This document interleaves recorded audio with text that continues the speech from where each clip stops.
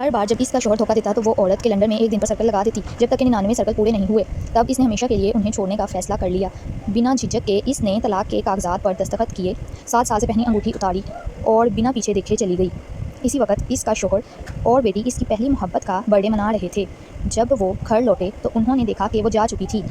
तभी उनकी नज़र तलाक के कागज़ों पर ही जो वो छोड़ गई थी। 10 साल पहले गुंडों ने इसे परेशान किया था, इसे इसी आदमी ने बचाया था। वो तभी से इससे बेइंतहा प्यार करने लगी थी। इसे लगता था कि वो इस जैसे इंसान के लायक नहीं। एक दिन वो आदमी नशे की हालत में इसके साथ रात गुजार गया तो वो औरत प्रेग्नेंट हो गई और इसने ज़िम्मेदारी में उससे शादी कर ली। इसे हमेशा शक रहा कि ये सब इस औरत की चाल थी। इसने पूरे ख़ानदान को संभाला, फिर भी वो आदमी सर्द और दूर ही रहा। वो बेटी को लेकर बाहर के मुल्क चला गया अपनी पहली मोहब्बत की तलाश में। अपने बर्थडे पर वो चुपचाप बाहर के मुल्क पहुंची। अपने बर्थडे के दिन जब इसने बेटी को हाथ से गिफ्ट बनाते देखा तो लगा कि वो इसके लिए है, पर जब बेटी ने कहा कि वो गिफ्ट बाप की पहली मोहब्बत के लिए है तो वो टूट गई। इसने जाते हुए उन्हें देखा पर वो मुड़े भी नहीं। इसे अकेले खाना खाना पड़ा और इसी रेस्टोरेंट में वो उन्हें जश्न मनाते देखा। बेटी इस पल इसे एहसास हुआ कि इसकी कोई अहमियत नहीं है। इसने तलाक के कागज़ और अंगूठी छोड़ दी और वापस लौट आई ताकि इस बेजान रिश्ते को ख़त्म कर सके। घर लौटकर शौहर और बेटी हैरान रह गए। नौकरानी ने उन्हें वो दस्तावेज़ दिए और बताया कि वो अपने मुल्क लौट गई है। बेटी खुशी से झूम उठी। अब वो पहली मोहब्बत के साथ ज़्यादा वक्त गुजार सकती थी। जैसे ही आदमी कागज़ उठाने लगा, इसे पहली मोहब्बत का फ़ोन आ गया। वो कागज़ एक तरफ फेंक कर बिना कुछ बोले चला गया।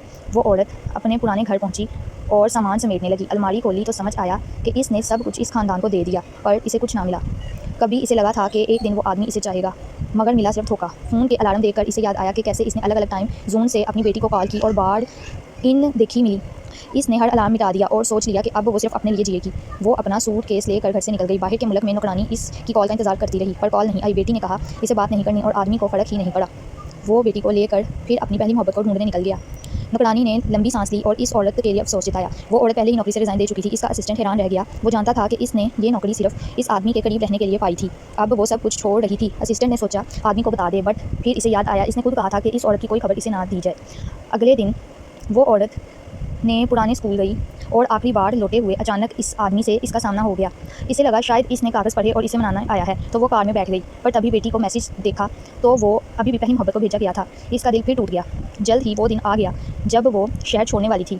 वो आदमी बिना किसी शर्म के अपनी पहली मोहब्बत को ऑफिस ले आया। काम करने वाले फुसफुसा रहे थे कि दोनों मियाँ बीवी जैसे लगते हैं। अब जाकर इसे समझ आया कि 7 साल की शादी को इसने हमेशा छुपाया। जब इसने ऑफिस का दरवाज़ा खोला तो देखा वो दोनों एक दूसरे के बेहद करीब थे। वो खड़े हो गए, फिर वो आगे बढ़ी और इसे सचमुच में थप्पड़ मार दिया। आदमी ने धमकी दी अगर दोबारा ऐसा किया तो नौकरी से निकाल दिया जाएगा, लेकिन इस औरत ने चुपचाप अपनी आईडी उतारी, ज़मीन पर फेंकी और बिना पीछे देखे निकल गई।